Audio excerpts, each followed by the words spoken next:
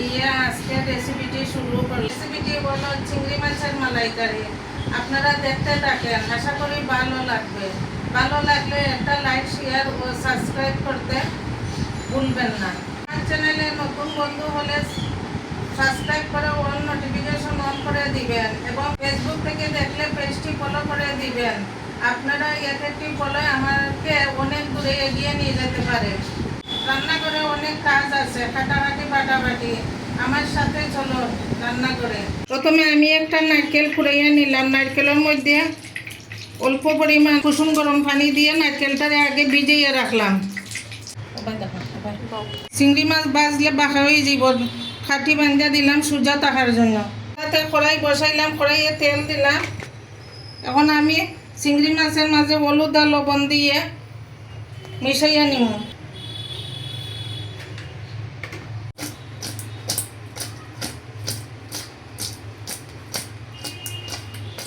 তেল গরম হয়ে গেছে, এখন আমি চিংড়ি মাছটি ভাজবো, হালকা করে ভাজবো, বেশি ভাজতাম না।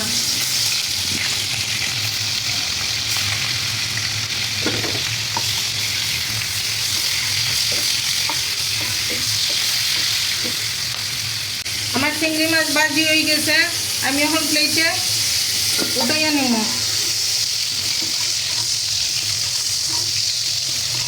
বাকি চিংড়ি মাছও আমি হালকা করে ভাজবো।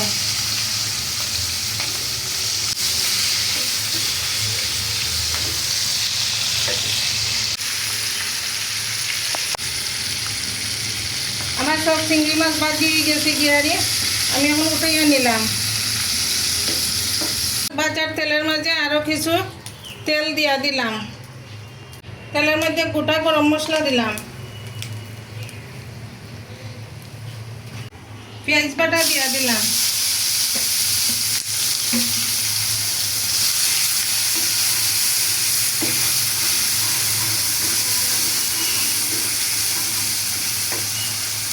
পেঁয়াজ ভাজি হইতে হইতে আমি রসুন বাটাটা দিয়া দিলাম।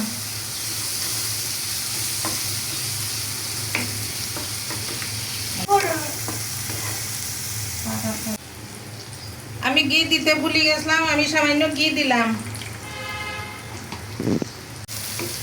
এখন আমি এখানে বাটা মশলা দিব, শুকনা মরিচ, আদা আর জিরা।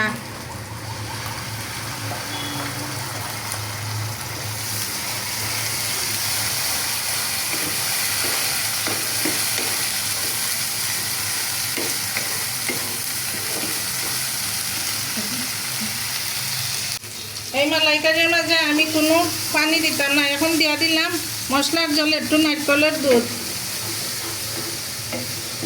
এখন ভালো করে মশলাটারে কষাইয়া নিব। মশলার মধ্যে হলুদ দিলাম 1 চামচ, স্বাদ মতো লবণ দিলাম,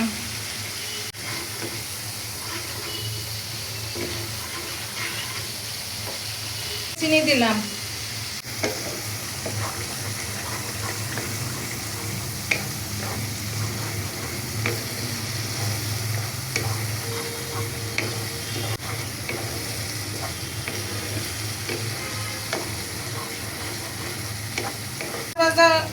হয়ে গেছে গিয়ারি, আদা রসুনের কাঁচা গন্ধটাও গেছে গিয়ে, মশলার তো তেলও ছাড়িয়ে দিয়েছে। এখন আমি নারকেলের জলটা দিয়ে দিব।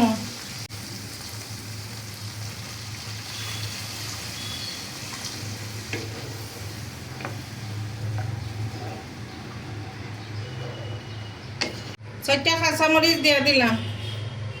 আমি কিছুক্ষণের লাগিয়ে ডাকিয়ে দিব, জুল জালুটা পর্যন্ত অপেক্ষা করবো। ঢাকনাটা সরাইয়া দেখি আমার জুলে জাল উঠে গেছে, টকবক করে জুল ফুটতেছে। এখন আমি চিংড়ি মাছটি দিয়া দিব।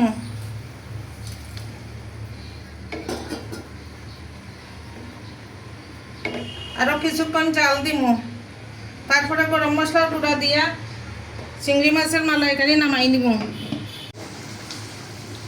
আমার চিংড়ি মাছের মালাইকারি হয়ে গেছে, আমি এখন গরম মশলা দিয়ে নামাইয়ে নিব। এই দেখেন বন্ধুরা, আমার চিংড়ি মাছের মালাইকারি। যদি আমার এই চিংড়ি মাছের মালাইকারি আপনাদের ভালো লাগে তবে লাইক, শেয়ার ও সাবস্ক্রাইব করে আমার পাশে থাকবেন। ভিডিওটি আর বেশি বড় করবো না, নেক্সট ভিডিওতে দেখা হবে। এতক্ষণ সাথে থাকার জন্য অনেক ধন্যবাদ।